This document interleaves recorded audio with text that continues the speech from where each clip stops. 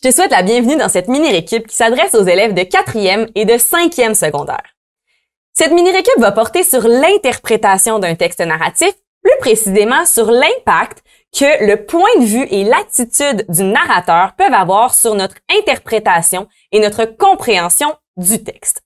La mini-récup est divisée en deux parties.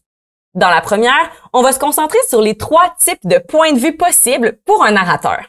Dans la deuxième, on va se concentrer davantage sur les 3 éléments à observer pour décoder l'attitude du narrateur, puis déduire sa vision du monde. Mais, avant d'aller plus loin, j'aimerais te rafraîchir la mémoire sur c'est quoi ça, un narrateur? Selon toi, est-ce que le narrateur est A. le personnage principal d'une histoire, B. la personne qui écrit l'histoire, C. la personne qui raconte l'histoire, ou D. un personnage peu important dans une histoire? Eh bien, la réponse est C. En effet, le narrateur, c'est la personne qui raconte l'histoire. De ce fait, sa façon de raconter les choses, donc le point de vue qu'il adopte, son attitude générale, sa vision des choses, va avoir un impact direct sur ce que toi, en tant que lecteur, tu vas être capable d'interpréter des informations que tu lis.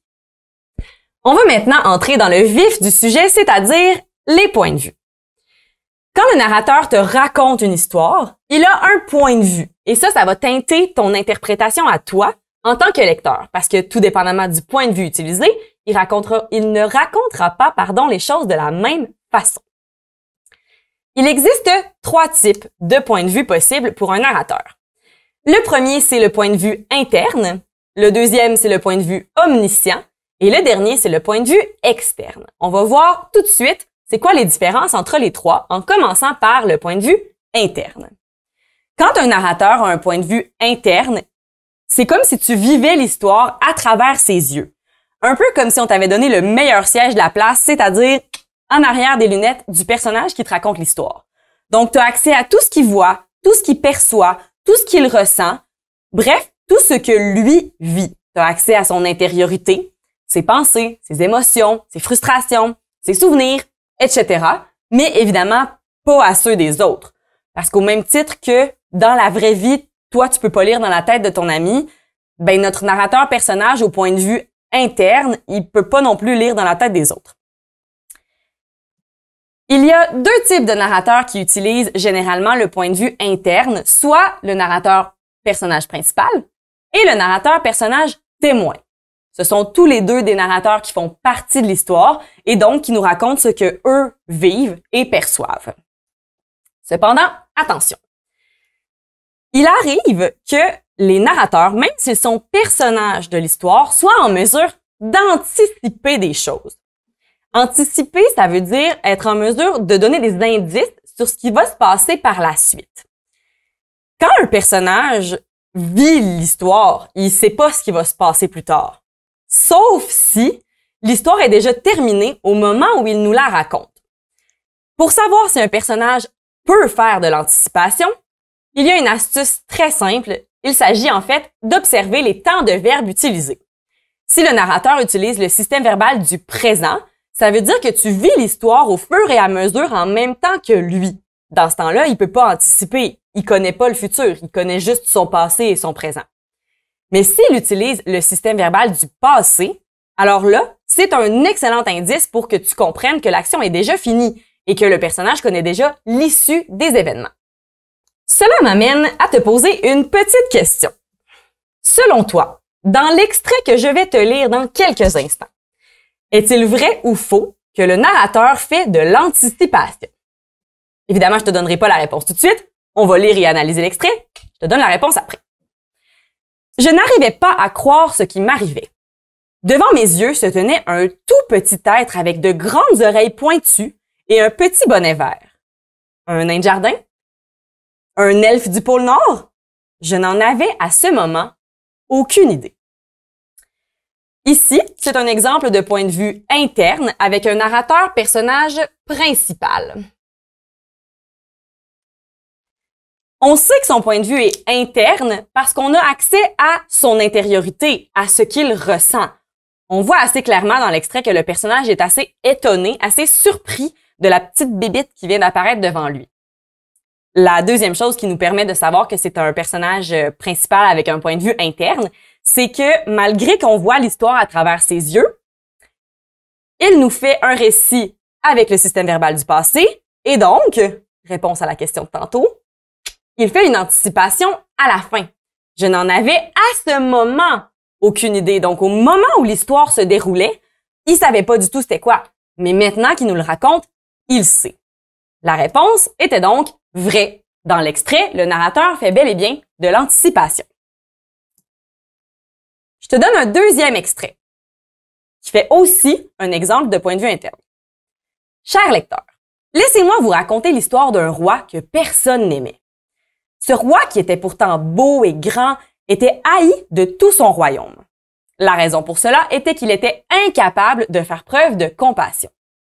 Et moi, sa reine, je l'aimais encore moins que les autres. Ici, c'est un narrateur personnage témoin. On voit que le point de vue interne est un petit peu moins présent dans le point de vue du narrateur personnage témoin, parce que le témoin, on le sait, raconte l'histoire de quelqu'un d'autre. Donc, on n'est pas tant concentré sur ses propres ressentis, sa propre intériorité. Cependant, on voit très bien à la fin de l'extrait les sentiments de la reine envers le roi qui ne sont pas très positifs. Donc, à ce moment-là, on a accès à son intériorité et on voit que son point de vue, il est interne. On peut donc se dire que dans le cas d'un narrateur au point de vue interne, le narrateur qui raconte en sait autant que le personnage qui est en fait lui-même. Donc, ce que toi, tu peux interpréter à ce moment-là, c'est uniquement les connaissances, les perceptions, les interprétations du personnage qui raconte. Moi, par exemple, si je te raconte une histoire, je te raconte l'histoire avec mes connaissances, mes conceptions, mes croyances, bref, la façon que moi, je vois les choses. Ça veut pas dire que c'est tout vrai ou que c'est tout comme ça que c'est arrivé. J'exagère peut-être, peut-être pas. Bref, il faut que tu t'assures de baser ton interprétation sur les informations que le narrateur te donne, mais en soyant bien conscient ou consciente qu'il en sait pas plus que lui-même. C'est toi, tu sais ce que tu sais, moi, je sais ce que je sais. Donc, si on raconte une histoire, on en sait juste autant que nous-mêmes. Le deuxième type de point de vue possible, c'est le point de vue omniscient. Celui-là, il permet au lecteur, donc à toi, de tout voir et de tout savoir parce qu'un narrateur au point de vue omniscient a accès à tout. L'intériorité de tous les personnages, le passé, le présent, le futur, n'importe quel lieu. Bref, il n'y a aucune limite. Généralement, le narrateur omniscient a un point de vue omniscient. On se rappelle que le narrateur omniscient, c'est celui qui voit tout, qui entend tout, qui sait tout. Donc, il a accès à l'intériorité de tout le monde, puis a un point de vue qui s'étend à tout ça. On va prendre le temps de faire un exemple de point de vue omniscient, même si c'est le point de vue qu'on retrouve le plus souvent puis que tu es probablement bien habitué de le voir, juste pour s'assurer que tout est clair. Il était une fois, dans une vallée luxuriante, un minuscule village que tous avaient oublié depuis bien longtemps.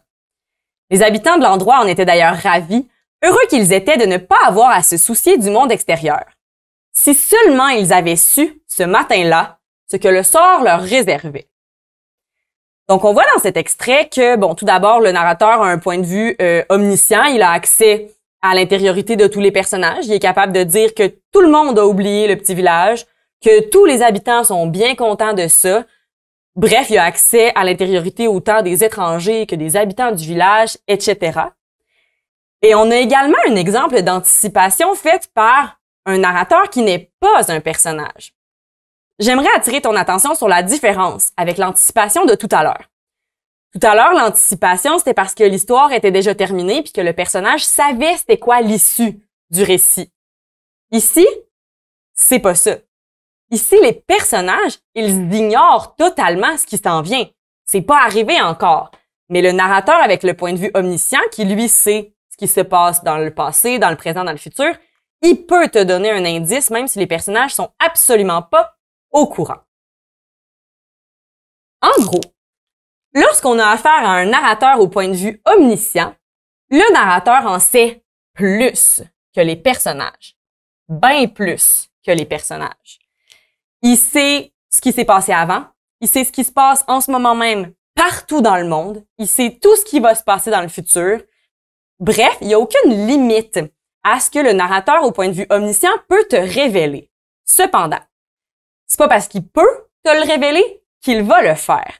Le narrateur omniscient, il peut garder certaines informations pour lui. Donc, quand tu interprètes un récit qui est narré par un narrateur au point de vue omniscient, faut toujours garder à l'esprit qu'il peut être atoureux, le narrateur, puis garder certaines informations pour lui pour te les ramener à un moment plus opportun dans l'histoire.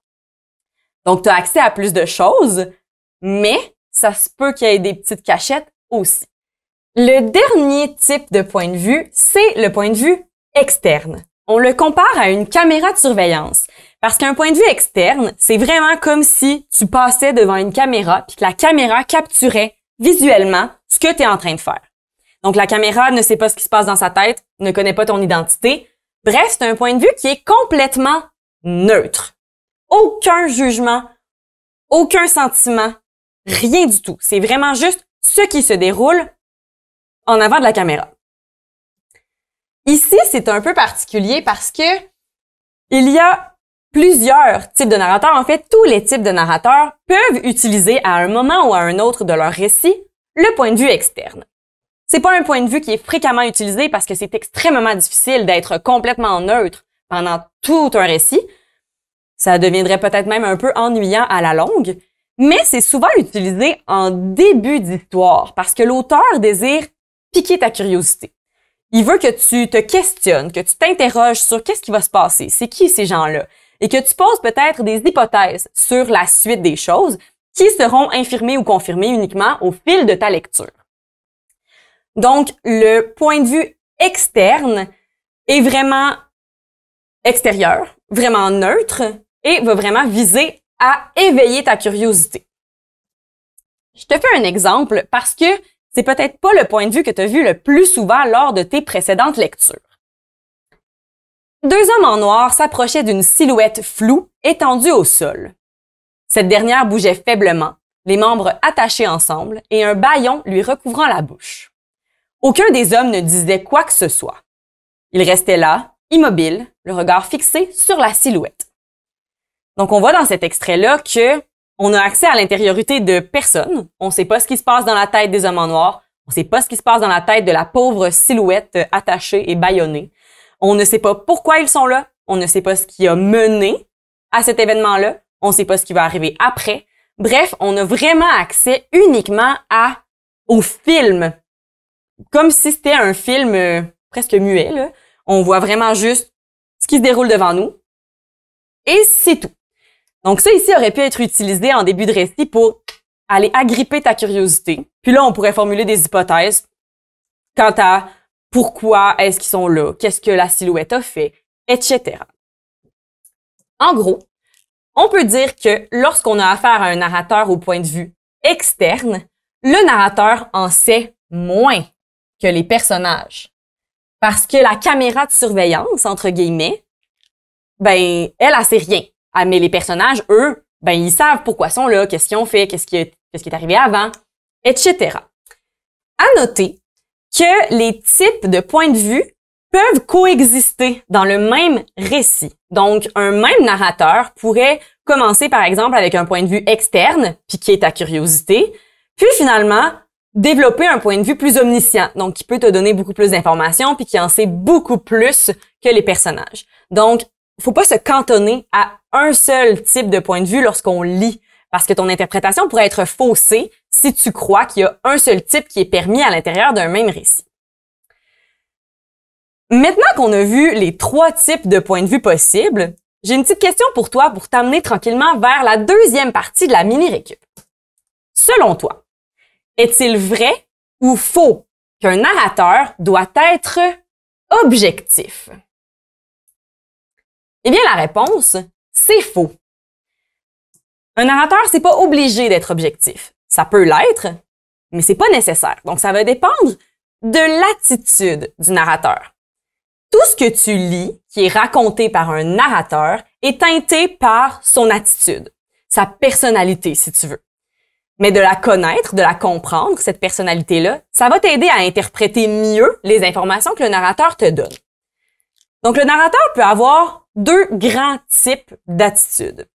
Une attitude plus objective, donc qu'on va dire plus neutre, plus distanciée, ou une attitude plus subjective, c'est-à-dire une attitude plus engagée, plus personnelle. On en choisit une ou l'autre en tant que narrateur. C'est sûr que parfois elles peuvent coexister, mais il y en a toujours une qui va ressortir davantage. Les types de points de vue ne sont pas associés obligatoirement à l'une ou l'autre des attitudes, sauf un. Lorsqu'on parle de point de vue externe, caméra de surveillance, on n'a pas le choix d'être dans l'attitude objective. Cependant, pour les autres, un narrateur omniscient pourrait avoir une attitude objective ou subjective, puis un narrateur personnage, donc point de vue interne, pourrait aussi être neutre ou engagé, tout dépendamment du désir de l'auteur. Maintenant, on va se concentrer sur la deuxième partie de la mini-récup, c'est-à-dire les éléments à observer pour bien déceler l'attitude et la vision du monde du narrateur. Les trois éléments sont le ton employé par le narrateur, les jugements et les émotions qu'il va poser et ressentir, et les marques de modalité qu'il va utiliser. On va regarder ensemble c'est quoi le ton. Donc, des tons, il y en a plusieurs possibles. On n'est pas obligé de toujours utiliser le même. Tu sais, ça se peut que notre narrateur oscille entre deux, tout dépendamment de sa personnalité, justement, mais il y en a souvent un qui va probablement être principal, qui va probablement revenir plus souvent. C'est pas nécessaire de les utiliser tous non plus là, dans un récit. On y va avec ce qui sonne naturel pour le personnage, la personnalité du narrateur qu'on a choisi. On va faire un exemple de ton avec le ton humoristique. Voici l'extrait. Je m'appelle Vera. Oui, oui, ça se prononce exactement comme Vera, un mot synonyme de cochon. Oui, oui, on me l'a souvent rappelé de façon plus ou moins sympathique pendant mon passage à l'école. Mais non, non, ça ne m'a pas empêché d'être heureuse. Même qu'au bout d'un moment, j'en suis venue à adorer mon prénom. Il me rend unique et personne d'autre que moi n'aurait les reins assez solides pour le porter. Je suis la petite Vera et j'en suis fière. Bon, ce n'est pas un extrait humoristique à se rouler par terre et à se garrocher dans les murs, mais tout est dans la façon d'exprimer le point. Ici, on a une jeune fille qui a un prénom un peu particulier, qui s'est fait peut-être agacer beaucoup par rapport à ça, et elle a préféré l'amener de façon humoristique. Elle a préféré tourner ça plus en blague. Il y a un côté positif, elle veut faire sourire, faire rigoler. Fait qu'on voit ici dans le ton employé que notre narratrice, ici on sait que c'est une fille, on sait que c'est Vera, ben elle a un petit côté espiègle, elle a un petit côté rigolo, puis ça peut nous aider à bien interpréter les choses qu'elle nous dit. On va savoir, notre narratrice, elle a ce petit côté drôle. Parfait, ça risque de teinter beaucoup la suite de son récit. Donc portez attention au ton. Ça aide à accoler une personnalité et à interpréter mieux les informations qui sont fournies par le narrateur. On va passer maintenant au jugement et aux émotions. Ça va passer un peu par le ton. Le narrateur ou la narratrice va parfois laisser transparaître des jugements par rapport aux actions des personnages ou des émotions même. Et ce, même si c'est pas un narrateur personnage. Donc, même un narrateur omniscient peut laisser transparaître certains jugements, certaines émotions. Je te fais un exemple avec l'extrait qui est juste ici. Ça n'avait plus aucun sens. Elle ne pouvait plus continuer de se taire. Tant de révolutions n'avaient jamais commencé parce que personne n'avait fait le grand saut. C'en était assez. Elle allait changer la face du monde. Donc ici, on a un point de vue omniscient, un narrateur qui a accès à tout. Pourtant, on sent quand même ses jugements puis ses émotions. On sent un jugement par rapport aux personnes qui ont précédé notre personnage. Il dit « Tant de révolutions n'avaient jamais commencé parce que personne n'avait fait le grand saut. » Il les juge. Il dit « Ben voyons, si quelqu'un avait fait quelque chose avant, peut-être qu'on n'en serait pas rendu là. » Donc on voit par rapport à son attitude, par rapport au jugement qu'il porte, qu'il est un peu indigné ici là, de la situation. Donc, une fois de plus, ça peut venir teinter ton interprétation. OK, notre narrateur ici, il est du côté du personnage. Il est d'accord avec la révolution du personnage. Donc, évidemment que les informations qu'il va nous donner vont aller dans ce sens-là. Cependant, attention, pour décoder les jugements et les émotions, il faut savoir lire entre les lignes. Donc, bien interpréter ce qui est écrit. Ça sera pas toujours écrit noir sur blanc. Tu sais, ça dira pas nécessairement à ce moment, le narrateur trouve que ça n'a pas de sens. Évidemment que ça sera pas ça. Ça gâcherait un peu le rythme de lecture. Donc, il faut porter bien attention au dialogue. Il faut porter attention à tous les petits mots, toutes les petites expressions, tous les petits moments dans l'histoire où on peut sentir que notre narrateur va porter un jugement ou exprimer une émotion. On arrive maintenant au dernier élément à observer pour bien décoder l'attitude et la vision du monde du narrateur, c'est-à-dire les marques de modalité. La présence de marques de modalité dans un texte nous indique la présence du narrateur, son engagement, sa subjectivité dans son texte. À l'inverse, l'absence de marques de modalité peut nous faire comprendre que le narrateur est neutre, plus distancié, qu'il ne s'inclut pas dans sa narration. On va voir dans cet extrait de nombreuses marques de modalité qui vont pouvoir aider à interpréter le niveau d'engagement de notre narrateur dans son récit. Encore une fois, je mange mon lunch dans les toilettes de l'école. Encore une fois, il semblerait que de lancer mon sandwich à travers la cafétéria, ce soit cool. Encore une fois, on me confirme que mes camarades de classe ne sont pas les crayons les plus aiguisés de la boîte. On a 5 marques de modalité qui ont été ressorties dans cet extrait. La première, c'est la figure de style de la répétition. Donc, on dit 3 fois, encore une fois. Ici, on voit que notre narrateur ou notre narratrice veut appuyer sur le fait que ce n'est pas la première fois. Donc, on voit qu'il ou elle est blasé, qu'il y a un certain ennui, comme ça arrive tout le temps. Donc ça te permet d'interpréter que le narrateur ou la narratrice est tanné. Par la suite, on a toutes les marques énonciatives à la première personne. C'est présent quand on a un narrateur personnage. Donc, il faut parfois nuancer à quel point ça prouve l'engagement du narrateur dans son propos, là. Mais ici, ben tu sais, c'est le narrateur qui mange son lunch dans les toilettes de l'école, son sandwich dans la cafétéria. Tu sais, on voit qu'il est comme là, c'est toutes mes choses, c'est tout contre moi que ça se passe. Donc, on peut l'utiliser pour montrer que là encore, il est tanné, il est blasé de la situation. Ici, on a aussi l'utilisation du conditionnel présent. Donc, il semblerait. On voit ici que le narrateur, il est pas sûr, hein. Il semblerait que ce soit cool. On voit un peu qu'il est pas d'accord. On sent un peu que il trouve que ça a pas de bon sens. Mais ses camarades de classe, eux, ont l'air de trouver que c'est drôle. Donc, on sent encore une fois l'appui sur « Ah, il est tanné, il est blasé, il y en a plein son casse », pour le dire en bon québécois. Ensuite, on a le mot « cool » qui a été mis entre guillemets ici. Le guillemet indique que le narrateur, il pense en fait l'inverse de ce qui est écrit. C'est un signe typographique pour nous dire que non, le narrateur, il trouve pas ça cool pas en tout, lui. Mais ses camarades de classe, oui, faut croire. L'utilisation du mot « cool » aussi peut t'aider à interpréter que ton narrateur est probablement pas une personne de 45 ans. Le vocabulaire peut aider à interpréter mieux. Et finalement, en souligner, les crayons les plus aiguisés de la boîte. Figure de style, une métaphore ici qui nous indique dans des termes peut-être un peu plus gentils, que notre narrateur trouve que ses camarades de classe sont pas ben brillants. Donc, on voit que des marques de modalité, il peut y en avoir une quantité phénoménale. Elles peuvent toutes nous permettre de bien interpréter l'attitude et la vision du monde du narrateur. Donc, en gros, ce qu'on a vu depuis le début de cette mini-récup, c'est qu'il y a 3 types possibles de points de vue pour le narrateur et qu'il y a 3 éléments à observer pour bien décoder l'attitude et la vision du monde. Pourquoi on fait ça?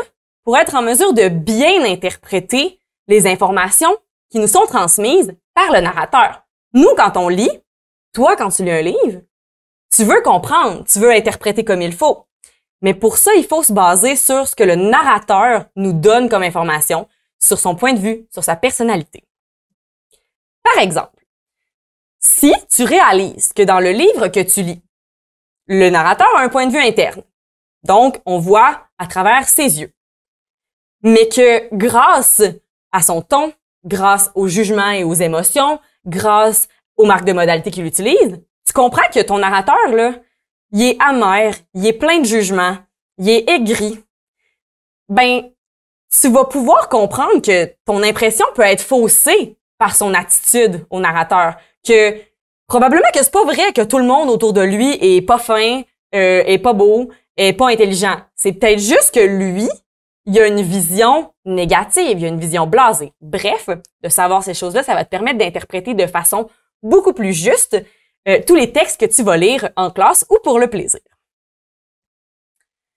En conclusion, nous avons vu qu'il existe le point de vue interne, le point de vue omniscient et le point de vue externe. Et on a vu qu'on pouvait déceler l'attitude du narrateur par son ton, ses jugements et ses émotions, et les marques de modalité qu'il utilise. J'espère que tout ça va t'aider grandement lors de tes prochaines compréhensions de lecture et que tu auras moins de difficultés à interpréter le texte. Bonne lecture!